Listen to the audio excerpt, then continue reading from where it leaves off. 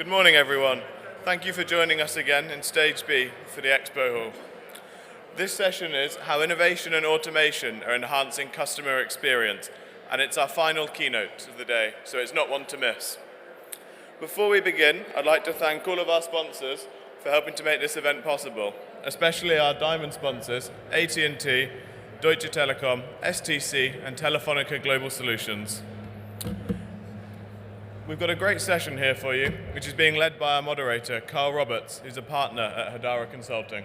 I'll hand over to you now, Carl.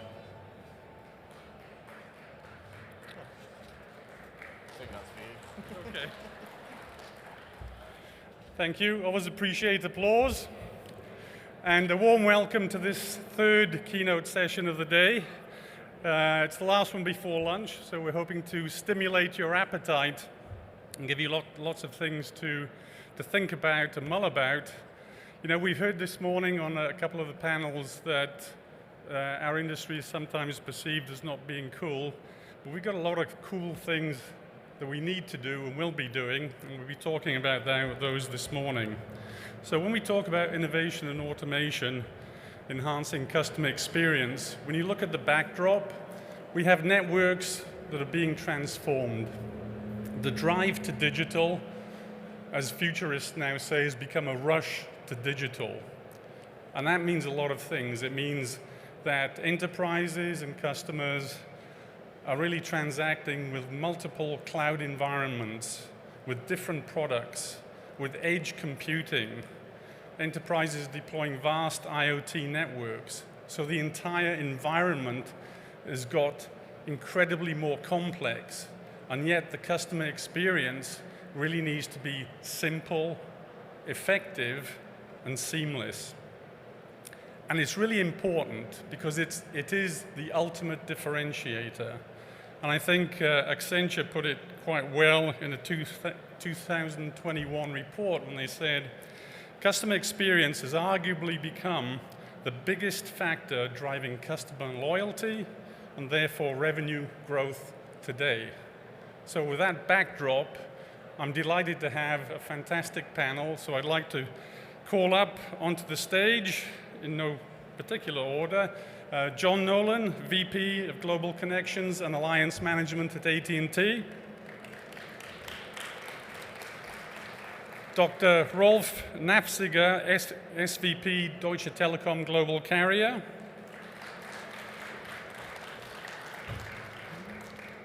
Mark Halbfinger, CEO, PCCW Global. And last but not least, Maria del Valle Ortega, CMO of Telefonica Global Solutions.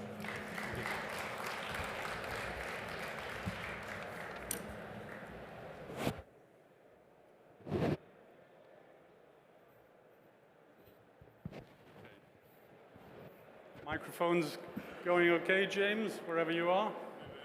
Yeah? All right, excellent.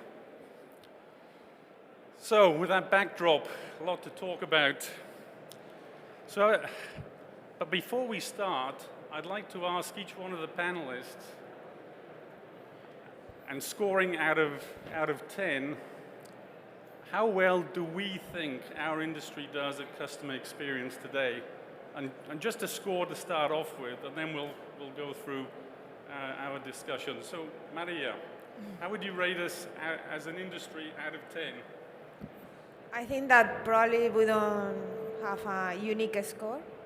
Probably depends also on the segment that you are attending. Probably we are doing a little bit better for the residential ones, and talking about automation, we are doing not so good, but probably 6. 6? Yeah. Okay. Mark, any improvement on 6? But for customer experience? Yeah. Nothing to do with automation? No, not yet. Okay. We'll get to that. We'll get to that. I actually think that as service providers in the ICT space, we do rather well, comparatively. More attentive, and I would go 7.5. Okay. Okay, Rolf? I'm half below Mark, 7. John? I'd agree with Maria at about a 6. There's still room to run. Okay, so room to improve and an environment that's a lot more complex. So let me start with what is actually quite a big question when you think about it. As we therefore strive to get to the 9 or 10 in this environment, and taking into account that the customer experience is not just about the customer-facing piece, it's about what you do in the network, it's what products you provide, and then how you interface with the customer. What are your companies specifically doing to address that in terms of innovation and automation, and make the necessary internal changes and investments to make this a reality? Because big competitors are hyperscalers, and these are digitally native. Carriers are not. The carriers have been around for over 100 years, well over 100 years. So how do we get to that place? So what are your companies doing to get there?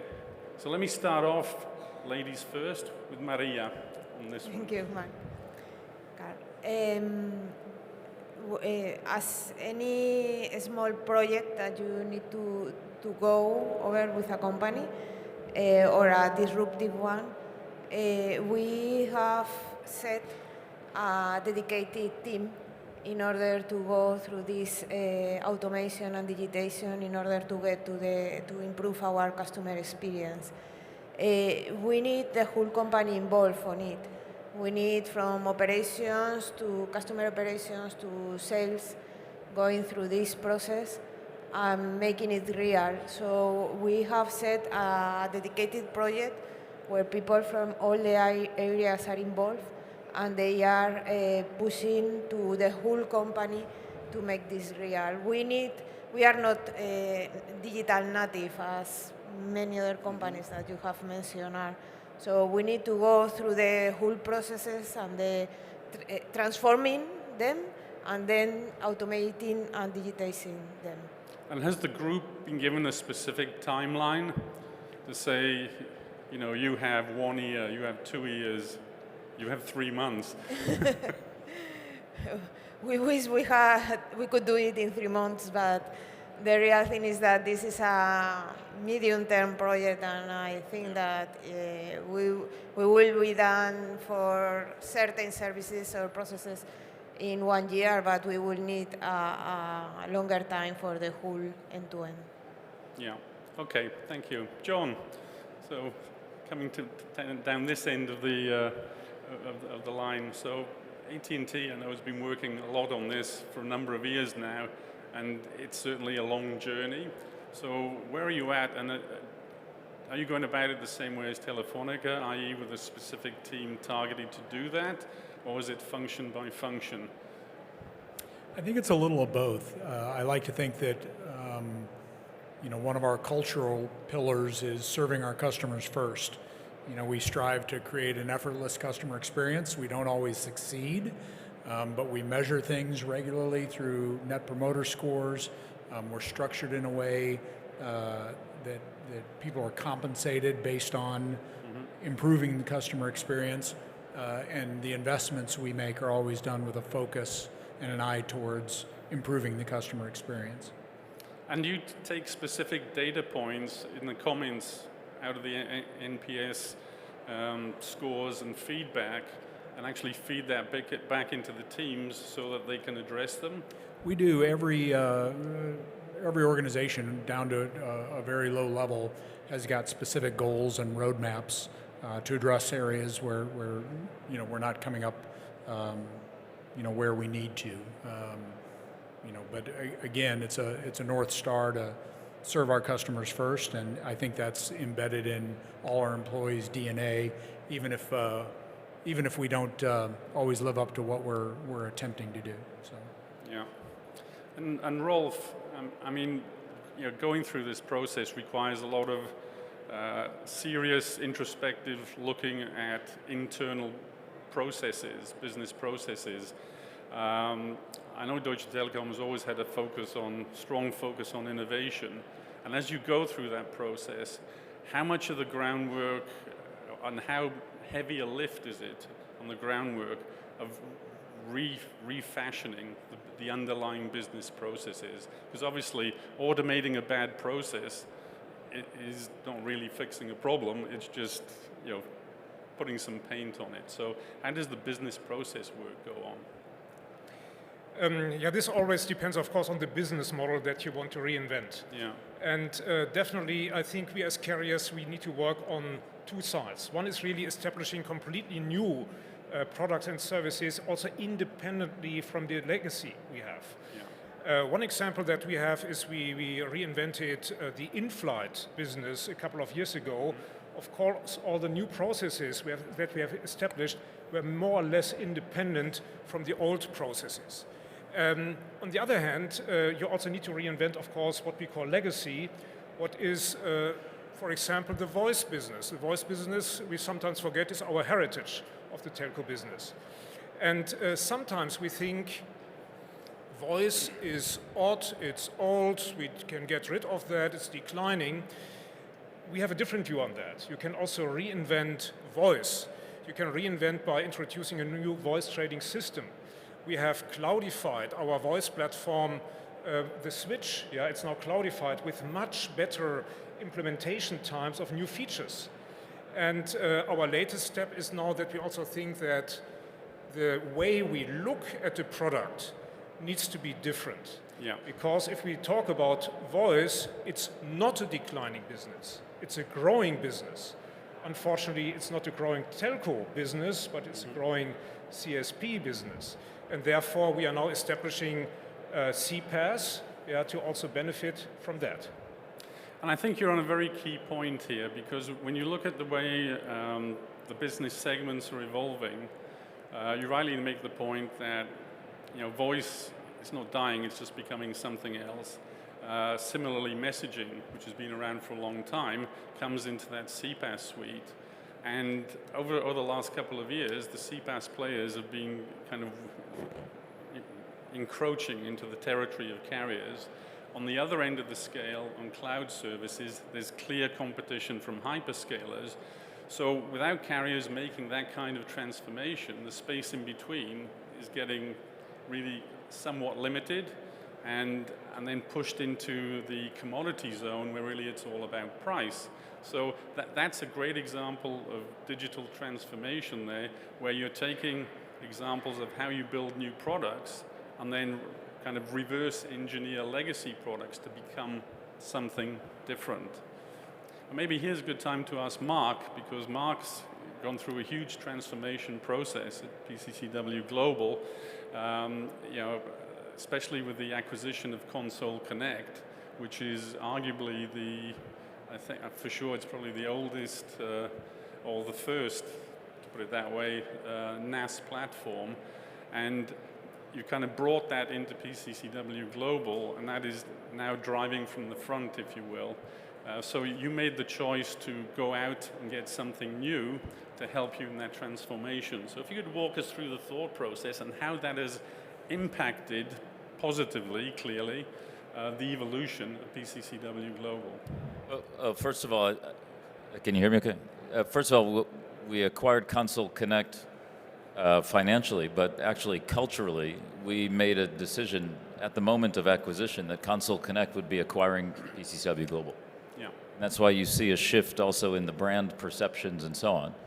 And the reason is that Console Connect is technology, and we believe that the way to solve problems going forward, and this is certainly since 2016, 2017, the way to solve problems was not to fine-tune processes or organizations, but rather to have technology leading us in order to transform where we were going. So step one was to completely transform culture and say, despite the fact that we're in the business of connectivity, we must be technology-led and not bespoke in terms of how we deliver. So that meant that we were going to focus on automation as the key of everything that we would do. In order to do that, we said as a specific goal that eventually, and we're still not there, we want to expose the back end to our users for them to see anything that we see, so that there doesn't need to be a human interface. Having said that, with regard to customer experience, we recognize that different customers want to interact with us in different ways. Then we needed a framework We chose a technology-led framework called SAFE, Scaled Agile Framework, which was designed to assure that the entire organization, and we trained up over 1,000 colleagues to this framework in order to make sure that we were working in very clear clips, 2 weeks at a time, every 90 days, inspect and adapt where we are in order to facilitate the transformational change. And the last thing we had to do was to reshape ourselves organizationally. Once upon a time, telcos had to deal with the structure between the RF engineer and the fiber engineer. They'd get into the room at the moment of fixed mobile convergence and say, who's more important? So too today as we're transforming to a software-led environment. Who's more important, the hardware engineer in the network or the software engineer solving problems? So we said organizationally, we're moving our entire IP network to be under the auspices of the technology group. So the CTO responsible for technology is also responsible for the physical infrastructure. And then we made sure that there's business owners that represent the customers who are helping define for the developers every 90 days what the goals are for that transformation. All of those pieces, step by step, are leading us to where we are today at Console Connect. And I can confidently say that on the one hand, we have a long way to go on the journey, and yet we have firmly transformed ourselves to Console Connect, culturally acquiring PCCW Global. And what were the specific challenges you had in changing the culture? Because that's one of the biggest things that every carrier has. You go from a well-established legacy environment to one where you have to think, act differently, and have different skills. How hard was that, and how hard was it to get the organization changed? You're asking me? Yeah. It's hard at every area because, first of all, everyone recognizes that change is incumbent upon all of us, and the one constant in life is consistent change, and the one thing that everyone doesn't like is change. And so how do you get that going? And so I think that one of the best things that we did was to create a very holistic, very complete training culture. Everyone at PCCW Global today, Console Connect, is exposed to various training environments for the framework itself, which I defined as SAFE, for the move to cloud-based technologies in order to solve problems internally and as well as to deliver solutions, as well as reshaping the incentive structure for behavior, even incentivizing the way development is done over 90 days, incentivizing people to migrate away from the way they used to sell and fill out an order form to instead start to create communities of evolution onto the automated platform known as Console Connect. And this is a work in progress. But I think incentive, training, and continuing to evangelize consistently what is the direction. It's clear there's a DNA problem in the industry, so you've gone very meticulously through setting the internal parameters. My thoughts are, how much of that can really be trained into people, and how much do you really have to go out and buy? Maybe John, could I come to you on that one? At AT&T, I like to think we're doing a good job of doing both. Recruiting people with those skills going forward, whether it be coming in through intake platforms like our summer internship program, recruiting at historically black colleges and universities, going out and seeking out those skills, but at the same time, offering the training required to upskill our base, to train them with the new tools. We've got people on staff now that their sole focus is design thinking. Those weren't titles that were around when I started with the company, and so bringing people in from outside, obviously in a tight labor market like this, can be challenging. So also looking at our existing employees and giving them the opportunity to upskill and participate in the change that's underway. So do you think that you've managed to make AT&T attractive as a cool place for smart people to come to? I like to think that we're getting better at that. It's probably not where we need it to be yet, but given the breadth of areas that we operate in, and our focus on being the best broadband provider or the transformation to 5G, I think there's an exciting story to tell. And certainly it's a good place to work and have a career. Okay. Obviously, NAS platforms, network as a service, the first real manifestation of on-demand computing, and that's evolved over time. And there are a lot of things kind of attached to that. Interoperability, how do we get that? Because initially, there were actors like Console Connect, Megaport, and its time Epsilon, you've got Packet Fabric, all kind of new entrants, so to speak, versus legacy operators. And now many operators have their own portals. Now, nobody's going to build out networks across the planet because we know that's not affordable. So interoperability becomes key as it relates to making it easier for a customer to go into Console Connect and turn up a circuit in AT&T's networks. What are the big challenges around that? And maybe Maria, could I start with you on this particular one? Yeah, thank you. We are seeing how world is being transformed, and the way I like to look at that is from the end customer perspective, not from the carrier perspective. I like to understand that from all the new concepts that customers are facing, like hybrid workplace, NAS, SD-WANs, SASE, and all those kind of concepts that try to go through one of the pieces of the big problem. Yeah. And then what I think we need to look at is the end-to-end issue, and then try to understand how we all are going to be connected in order to solve this to the final customer. This is not easy because all of the providers that you have mentioned have come up from the digital scene, and they have created their own APIs, their own interfaces, and we now need to understand how we are going to connect, and if we want to create our own standards so that we can try to make all of them come into our scene also, not we going all to them. Because by the end there is something that we have and that they are not facing, at least just now, and it's the local loop, the end interface to the customer. The customer needs to connect to any of those networks or any of those solutions, and we have that piece. So how we are going to influence in those standards, I think it's key for all of us in order to shape our future. Okay. Now we talk a lot, obviously, about customer experience, but employee experience is equally important, right? A number of times you speak to people, especially in the depths of engineering, who have to make things happen when they don't necessarily have the data or the tools.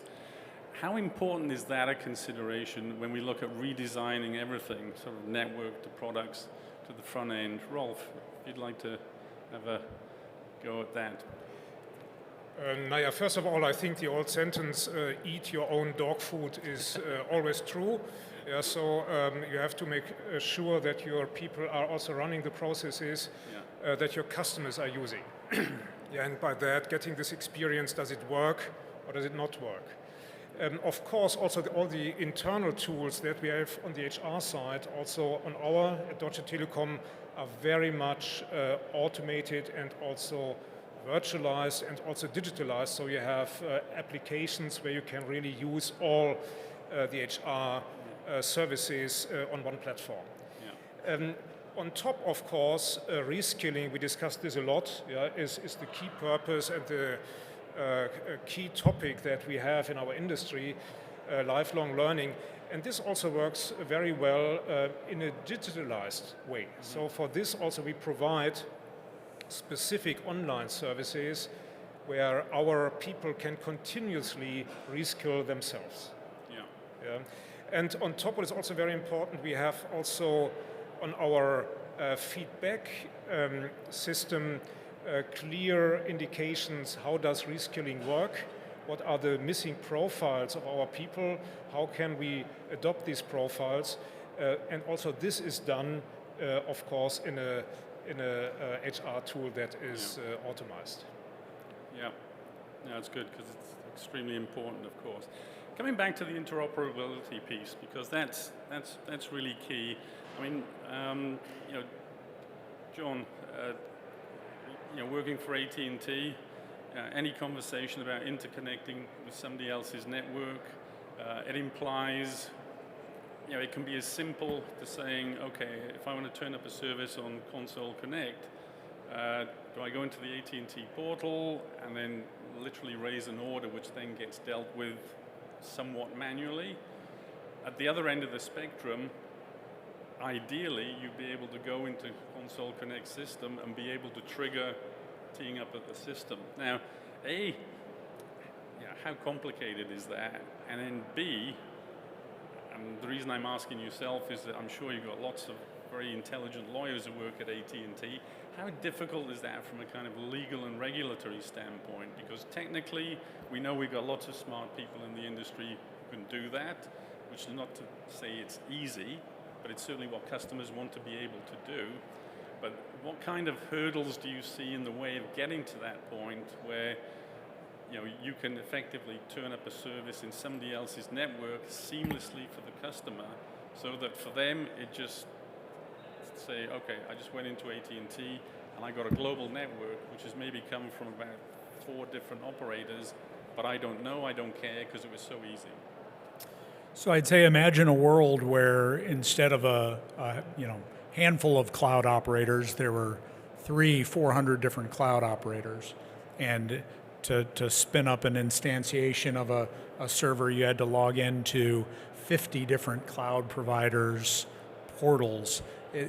It would be a lot more difficult. Our customers are used to a cloud-like experience, and so it's incumbent on all of us to find a way to work together to create that commonality of experience, to be able to provide next generation services. So one of the things that, you know, we've partnered with a number of folks like PCCW and Colt and others on this stage is the use of the MEF APIs to be able to place orders and get order status, open trouble tickets, which is really foundational to a world where bandwidth on demand, maybe in conjunction with blockchain to track it and measure it, allows customers to spin up more bandwidth as they need it and then turn it back down when they don't. And being able to work together, being able to use, you know, the good work MEF's done to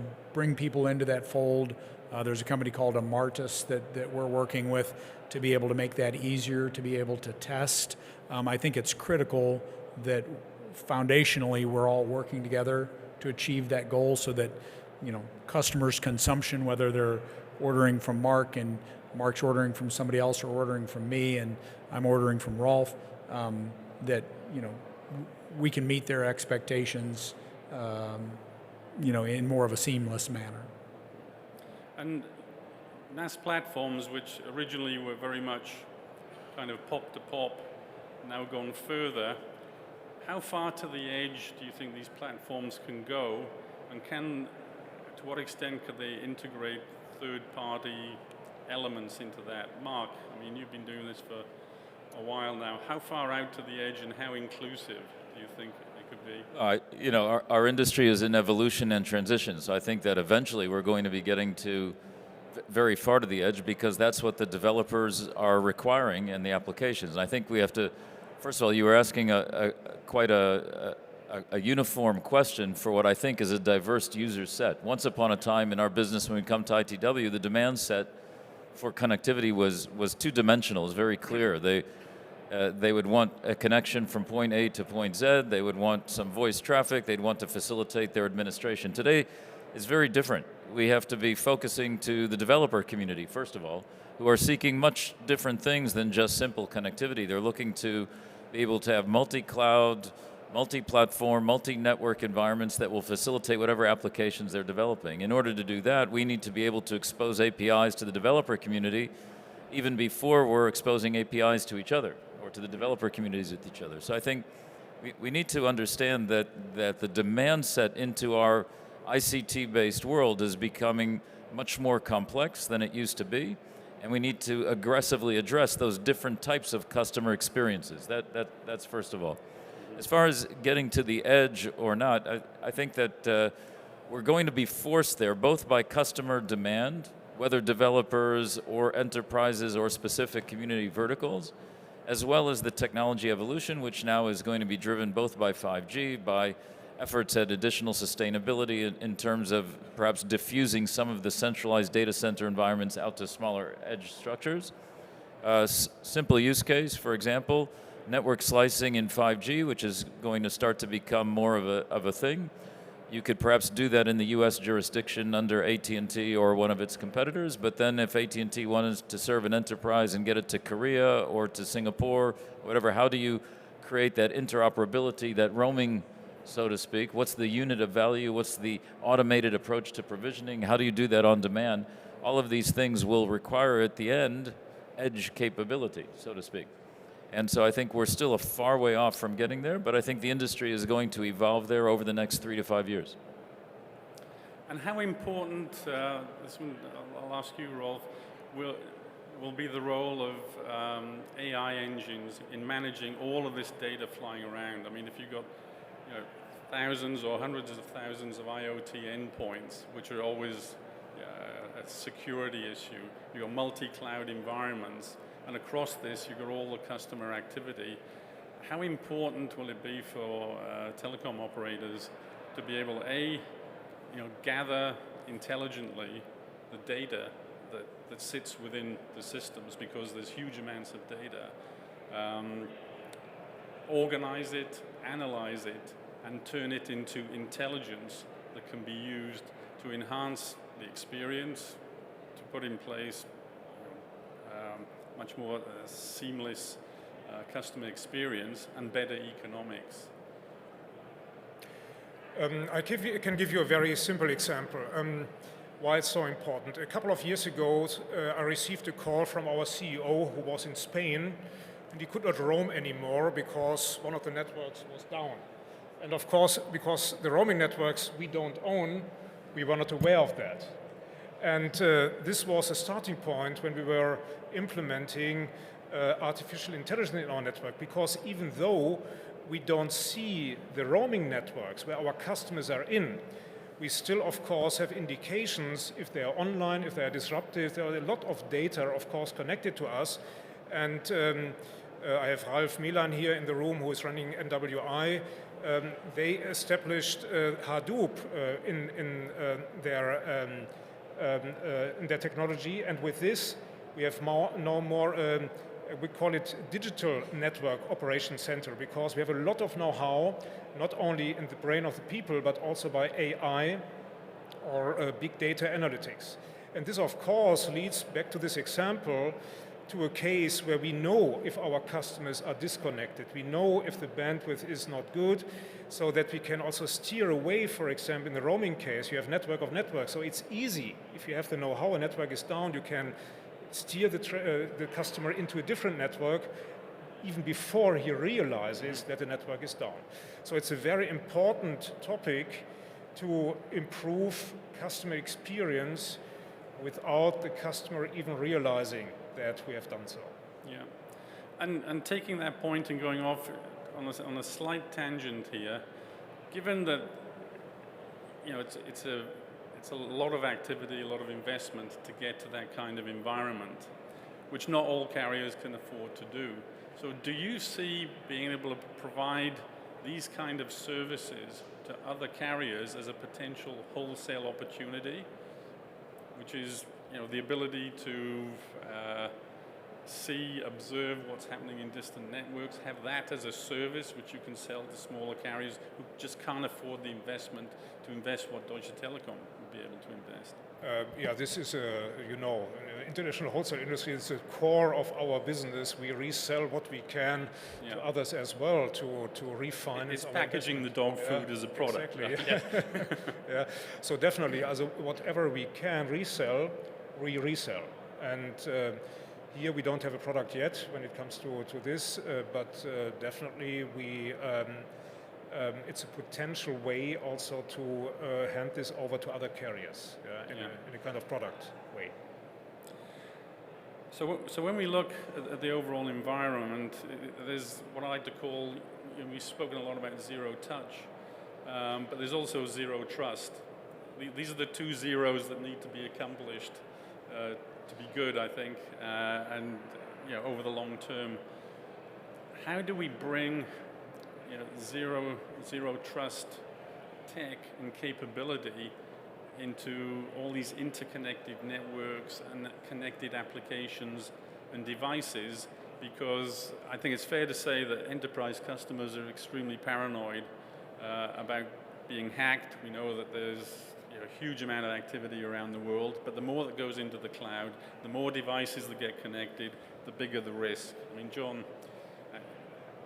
how do we deal with this? So it's a challenge, right? We think that we've got the expertise to do that.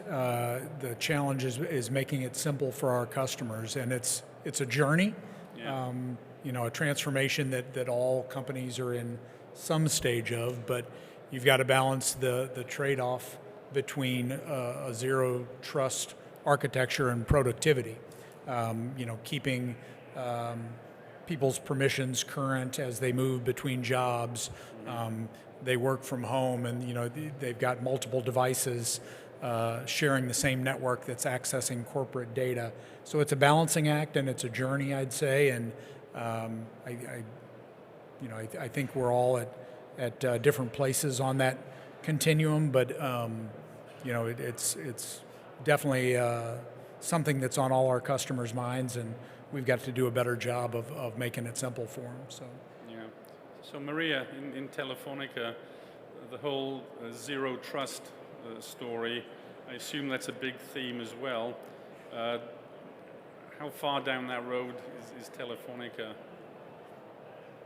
I think we have probably there's a combined solution. It's a solution that has to be deployed from the network. Yeah. And it's a solution that needs to be combined with specialized teams constantly looking at the network, looking at the customer's devices, looking at any kind of activity that can come into to disrupt the customer service. So I don't think that by now, at least, we can do this 100% automatically. You can do it in a big piece, but you need to have the trained team looking at it and taking the alarms and acting over them. So that's how we have organized ourselves. We are doing the job from the network, and we have set also a whole company dedicated to cybersecurity services that is 24/7 around the world, looking at the attacks, what's going on, and trying to correlate everything with any kind of artificial intelligence or tools that allow them to foresee what's going on and to anticipate the attacks and work on them whenever it's needed. I think it's combined. You cannot rely only into devices and the network. You need to rely also in the analysis of what's going on and the team, a specialized team, working on that. So all of this is evidently, setting the groundwork for the rush to digital. Do you see this, and particularly given the performance of our industry through COVID times, it's a big, this and secure networks being a big reset moment for carriers to kind of reposition themselves? Because over the past several years, all of these conferences have been talking about hyperscalers, this, that, and the other, with the impression that it's I'll put it in quotes, a battle lost, when in reality, I think it's a big opportunity. So is this our reset moment, John? I think it's definitely an opportunity, whether you're implementing zero trust in the cloud or on the device or at the edge. I think all the network operators play a unique role in terms of being able to help customers secure that. Question is, will we seize that opportunity, I guess?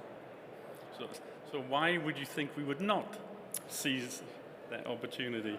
I think it's ours to seize. The question is, can we make it simple for our customers and demonstrate our expertise and bring it to bear in a way that is easy for them to consume?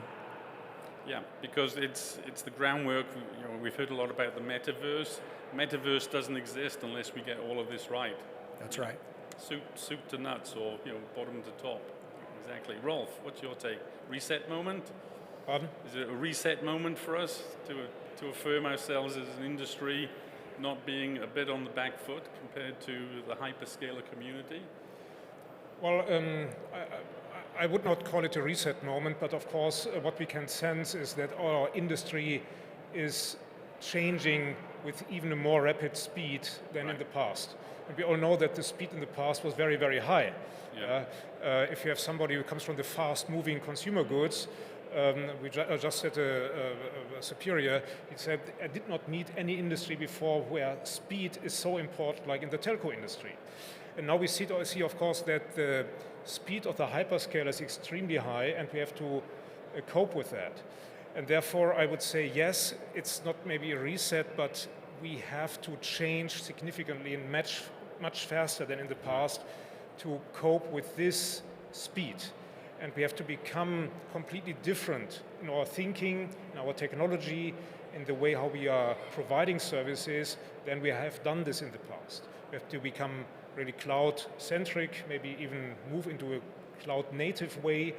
And these are all, of course, big changes for our people, for our customers as well, and the way how we are dealing with processes and also how we are dealing with decision-making that also needs to be accelerated. And first of all, also how we are dealing with our colleagues in the industry, because everybody here has the same challenge and we have to also speed up with the interoperability. So it's really an acceleration of agility, of action, investment, and maybe making moves. If you make a move, you fail fast and you move on. Yeah? Yeah. Yeah. Mark? I'll take a little bit of a contrarian perspective, and I'll offer, I think there's a few moving parts happening at the same time. Number one is, I think we have to watch Web 3.0 and how that's going to be facilitating decentralization of a lot of the environments and a bit of a reset for some of how the clouds themselves are thinking. Quite frankly, as coming from the telco culture where we facilitated connectivity and we were the facilitators for a lot of the disruptive software-based technology that has evolved and has also helped the clouds create themselves with very vast capabilities, we're probably the last vertical to transform internally. And the clouds now recognize that, and you can see, certainly in Asia, you can see AWS, Microsoft, Google, all focusing on the telcos for at least the OSS environment and sometimes aligning with BSS players in order to create that environment that Rolf just alluded to move to cloud native.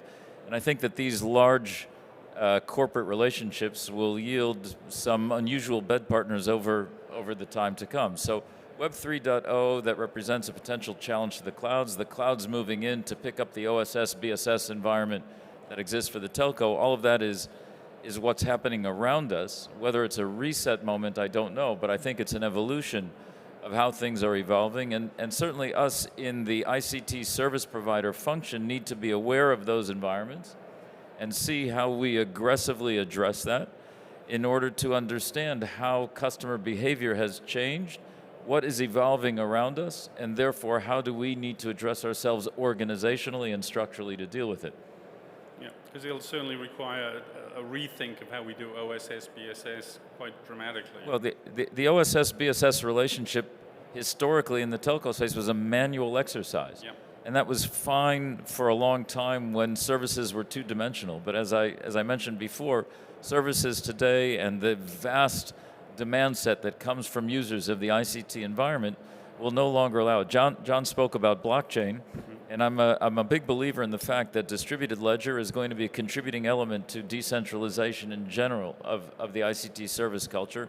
And the more we engage with developing those capabilities to facilitate an automated relationship of that, what used to be known as the manual swivel chair between OSS and BSS, And as I said before, our company objective to expose the back end to the user as much as possible. I think all of these are processes that we really need to embrace. Yeah, well, the chairs can't swivel fast enough with everything that we need to do now. Maria, what's your view?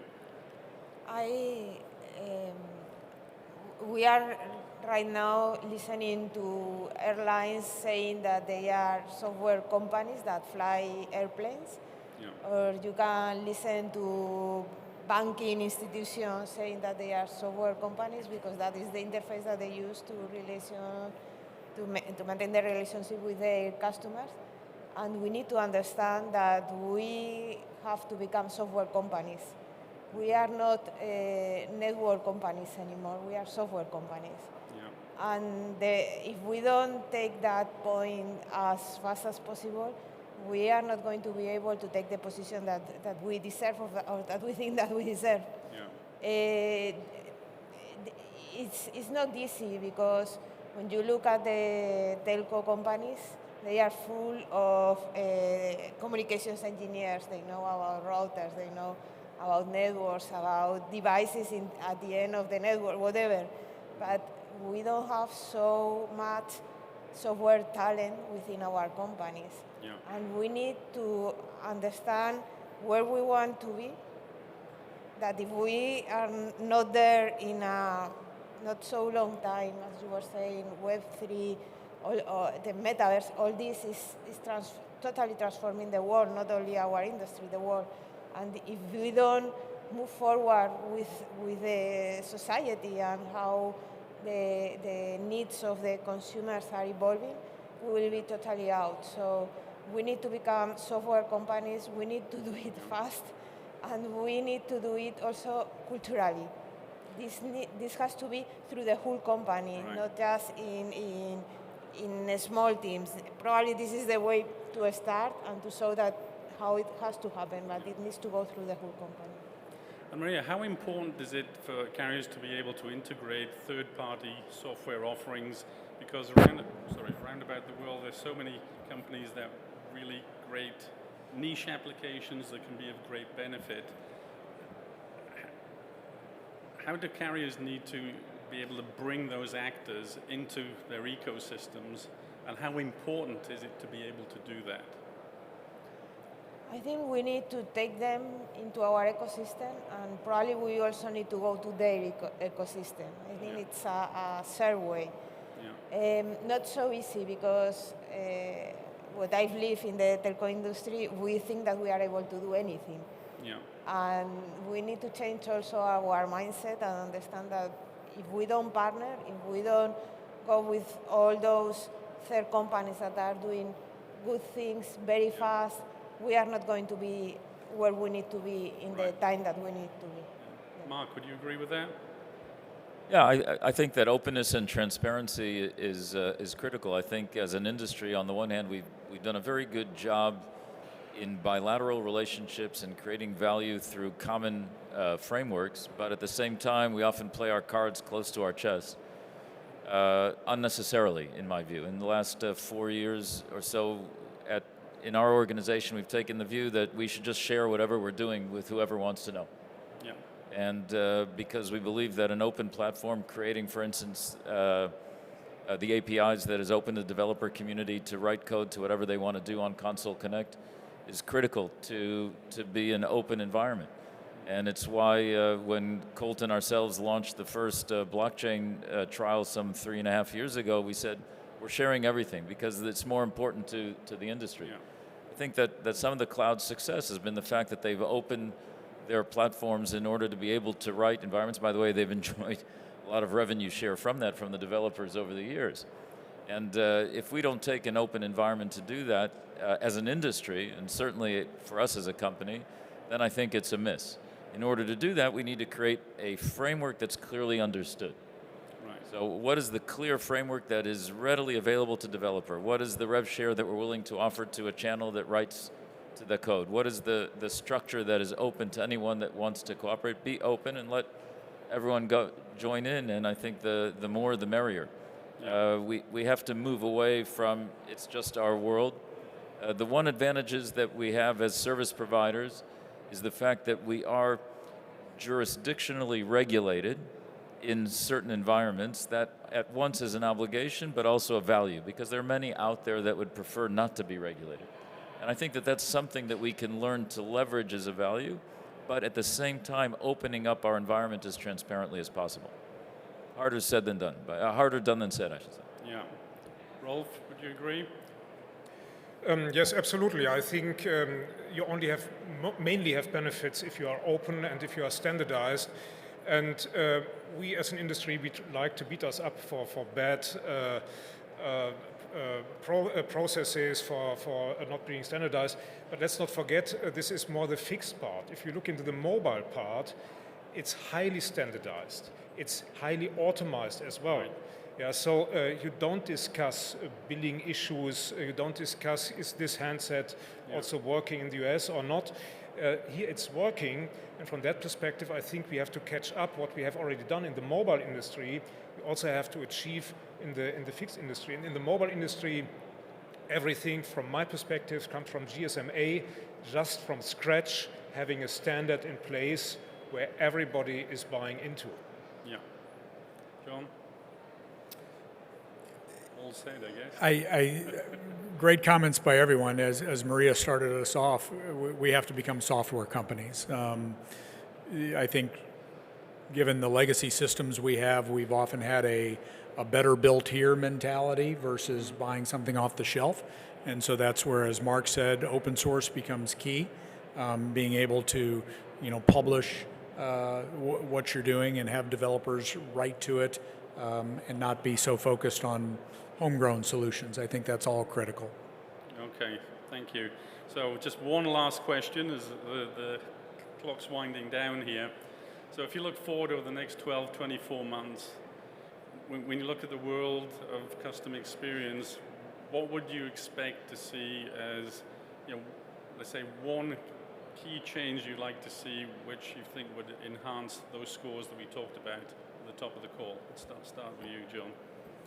So lots of exciting stuff going on, whether it's increased use of chat bots to improve the customer experience and consistency, or the use of holographic sales reps to sell things. I'm personally excited about the progress. Holographic sales reps. Yeah. Right. I'm excited about and would expect to see over the next 12 to 24 months the industry reaching a tipping point in terms of interoperability with APIs, and then also a greater adoption of blockchain between us. Rolf? For me, it would be that self-ordering and self-provisioning in the fixed part is not an unreachable vision anymore, but a reachable vision. Yeah. Okay, Mark? I'll look at Murad from Stateless, who's a young man who runs a fantastic company that is from the younger generation. And I would say that we, from this older generation carriers, need to pay much closer attention to what the younger generation is developing and find a way to provide from our experience, but to learn from their innovation and to incorporate it as quickly as possible. Maria? Yeah. Sorry? Yeah. Maria? I like that one, really. I also think that we need to transform, and we need to do that, look into the younger generations. From my side, I love to see that interconnection among us really implemented to be able to provide to an end-to-end service to a customer from wherever carrier, and they can have the end-to-end automated provisioning, quoting, and anything that they need. Yeah. Okay, well, thank you for that. I think we got lots of cause to be optimistic here because there's so much underway. It's a very dynamic environment, and we've had a fantastic panel with lots of really hands-on insight. So lots of reason to be optimistic and proof that we're in a very cool industry. So my sincere thanks to John, Rolf, Mark, and Maria. Could you please give them a hand? They're a fantastic panel. Thank you. Thank you, everyone. We've got one more session before the lunchtime break after this, so do hang around. I'd like to thank all of the speakers again. That was a great session, so thank you for joining us. And I'd like to thank all of our sponsors again, especially AT&T, Deutsche Telekom, STC, and Telefonica Global Solutions. So thank you all. We'll see you in a moment.